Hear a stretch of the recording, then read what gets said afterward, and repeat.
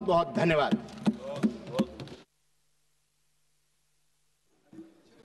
अमरिंदर सिंह रजा वारिंग जी।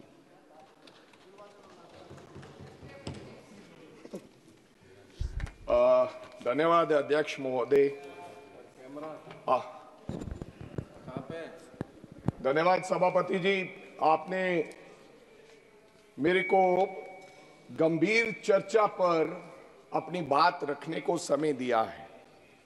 सबसे पहले तो मैं अपनी तरफ से उन भाइयों को श्रद्धांजलि अर्पित करना चाहता हूं जिन्होंने पहलगांव में अपनी जान दी,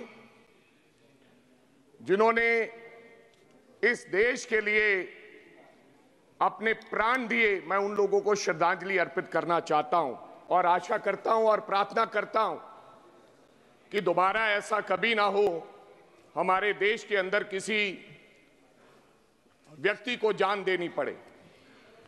मैं अपने जवानों के लिए भी कुछ शब्द कहना चाहता हूं, उन जवानों के लिए जिन्होंने इस देश की रक्षा के लिए, एकता और अखंडता के लिए हमेशा बॉर्डर पर तैनात होकर हमारे देश की रक्षा करने का काम किया है।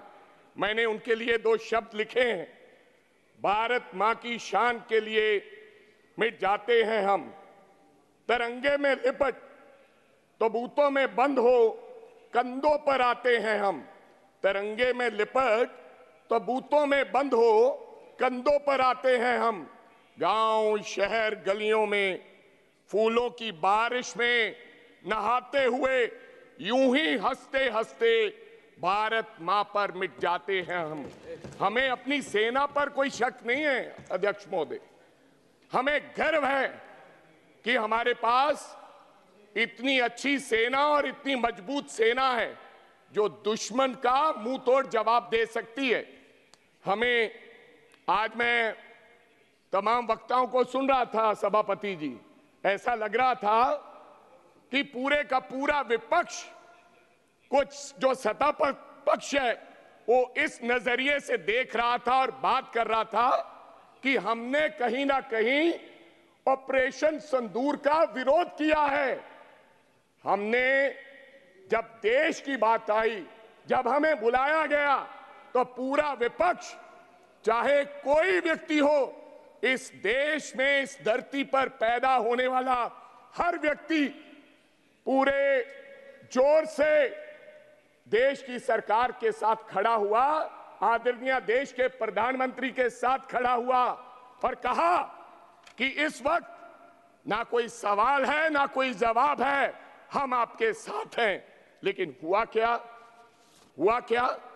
ये पुलवामा, ये पहलगाम, ये होता क्यों है अध्यक्ष महोदय? इसकी वजह क्या है? इसका कारण क्या है? इसका गुनहगार कौन है? क्या ये इंटेलिजेंस फेलियर नहीं है? आदरणीय गृह मंत्री साहब अमित शाह जी 8 अप्रैल 2025 को जम्मू कश्मीर जाते हैं और सिक्योरिटी के बारे में जांच पड़ताल करते हैं। जहां तो इंटेलिजेंस ने किसी प्रकार कोई इत्तला नहीं दी, या फिर उनके पास इंफॉर्मेशन नहीं थी। लेकिन इसकी जिम्मेदारी तो किसी ना किसी को लेनी होगी अध्यक्ष महोदय। कौन जिम्मेदारी लेगा? कौन माफी मांगेगा? पुलवामा हुआ, पहलगाम हुआ, इसकी जिम्मेदारी लेनी पड़ेगी। अगर मैं उनकी जगह पर होता तो हमें तुरंत माफी मांगते हुए देश के गृह मंत्री को इस्तीफा दे देना चाहिए था, क्योंकि ये इंटेलिजेंस फेलियर है। आपकी वजह से उन निहत्थे 25-26 लोगों की जान गई है। अगर आप 11 साल से इस देश की इंटेलिजेंस नहीं संभाल सकते, तो इस देश की 140 करोड़ की आबादी वाले देश को संभालने की आप में क्षमता नहीं है। मेरा सवाल आप पर है सीधा। और मैं अध्यक्ष महोदय, मेरे और भी कई सवाल है। पहला सवाल, आपने 7 मई को डायरेक्शन दिया, आपने कहा कि हम पाकिस्तान के हम पाकिस्तान के आतंकवादी ठिकानों पर हमला करेंगे। आप बार बार पूछते हैं कि आप ये क्यों पूछते हो कि पेन टूटा और पेंसिल टूटी। आप ये पूछो कि हमारा ऑपरेशन सफल हुआ कि नहीं हुआ, हमारा रिजल्ट कैसा था, हमें शक है, हुआ क्या। मैं आपसे ये जानना चाहता हूं, सरकार से जानना चाहता हूं। जब 7 मई को आपने पाकिस्तान को, आपके एक्सटर्नल अफेयर मिनिस्टर ने यह कह दिया कि हम आपके आतंकवादी ठिकानों पर हमला करने जा रहे हैं।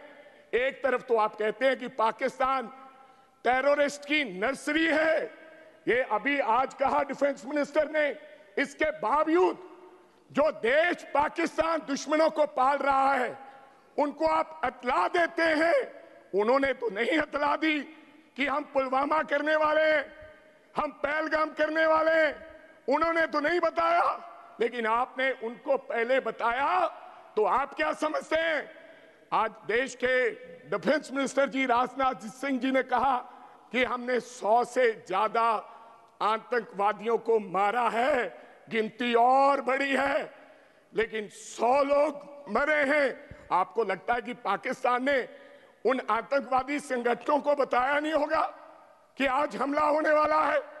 आप चले जाइए, बताया होगा, बताया होगा, जरूर बताया होगा। तो आपने आगे क्या किया? अध्यक्ष महोदय, यहीं तक नहीं, आपने अपनी सेना को, बहादुर सेना को यह कहा, जब 7 मई 1 से 1:30 बजे जब 22 मिनट का वो ऑपरेशन चला, तो आपने अपनी सेना को यह कहा कि केवल आतंकवादी संगठनों पर आपने हमला करना है। आप कहीं सिविलियन पे और कहीं भी पाकिस्तान की आर्मी के हेडक्वार्टर पे आप किसी प्रकार का कोई हमला नहीं करेंगे। इसी की वजह नहीं हमारे 5 एयरक्राफ्ट गिरे।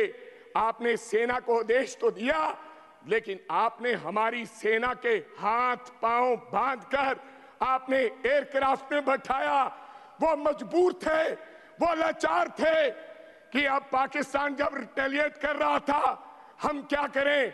इसलिए उसका नतीजा निकला। अभी तो 2 मिनट हुए हैं साहब, अभी तो 2 मिनट हुए हैं, 10 मिनट है मेरे, बेल क्यों मार रहे हैं आप? उसका नतीजा हुआ, मैं पंजाब से आता हूं और पंजाब में बिसियाना एयरफोर्स स्टेशन के पास आपका एक विमान, लड़ाकू विमान जिसका नाम रिफाल है, मैं उसकी फोटो लेकर आया हूं। उसका टेल गिरा और मैं वहां पर गया, उसके ऊपर लिखा था BS-001 और नीचे ये BS-001 आपका रफाल एयरक्राफ्ट गिरा पहले दिन, जिसमें गिरने पर एक व्यक्ति की मौत हुई और 9 लोग जख्मी हुए। ये मीडिया में आया, SMO ने बताया, और आपके आदरणीय भारती जी, एयर मार्शल भारती, उन्होंने भी ये माना, लेकिन उन्होंने कहा ये अनआइडेंटिफाइड एयरक्राफ्ट है। एक एयरक्राफ्ट गिरता है, लेकिन आपने उसको अनआइडेंटिफाइड एयरक्राफ्ट का नाम देके आपने देश की जनता को मूर्ख बनाने का काम किया। और यहीं तक नहीं, डिसॉल्ट CEO जो समाप्त कैसे कर दें भाई आप दलीप जी साहब, आप नाराज लगते हैं। मेरा समय है 10 मिनट, आपको आदरणीय मंत्री साहब ने कह दिया कि नबेड़ो मेरा। ऐसा सुनिए जी, आप डिसॉल्ट अभी 3 मिनट हुए हैं। डिसॉल्ट कंपनी के CEO जो रिफाल्स जहां बनता है, आप समाप्त कर उन्होंने दीजिए। ये माना है, उन्होंने ये माना कि एक टेक्निकल वजह के कारण एक रफाल गिरा है। तो आपने वो भी नहीं बताया कि टेक्निकल वजह क्या थी। श्रीमती लावली आनंद जी, श्रीमती लावली आनंद, ये तो दिस इज टू मच जी। आप बोल दें 10 मिनट्स हो गया, अभी पहला 10 मिनट्स नहीं 10 मिनट्स कहाँ हुए? बहुत बहुत धन्यवाद। 1 मिनट दलीप जी। सभापति महोदय, लावली 1 मिनट, लावली जी, जस्ट मिनट, आधा मिनट में समाप्त कीजिए। अगर 10 मिनट हुए हैं क्या? नहीं कहाँ है? चालू है, चालू है, चालू है। दलीप जी, आप अध्यक्ष महोदय आप गलत कर रहे हैं। हमारे 4 मिनट नहीं हुए अभी तक। नहीं यार, ऐसे फिर मैं आपका कैसे बोल पाऊंगा? 9 minutes you have completed, 10 minutes going on. Please complete within 10 minutes. देखो साहब,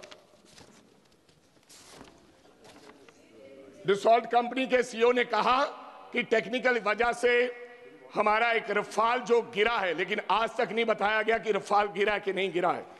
फिर आपके दोस्त ने, ट्रंप ने भी ये कह दिया कि हिंदुस्तान के 5 फाइटर जहाज गिरे हैं। ये आपको मानना होगा। आप स्ट्रैटेजी आप अपनी बनाते रहे, गुजरात मॉडल पेश करते रहे। आपने जिस प्रकार से इस देश के अंदर नोटबंदी लेकर आए, जिस प्रकार से आपने जीएसटी लागू किया, जिस प्रकार से 3 काले कानून लेकर आए, उसी प्रकार से आपने देश की सेना को आदेश दिया कि आप लोग किसी प्रकार का बहुत बहुत कहीं धन्यवाद और माननीय आप कोई- सदस्य लवली आनंद जी। बहुत बहुत धन्यवाद सभापति महोदय। मुझे इस विशेष चर्चा में बोलने का अवसर देने के लिए मैं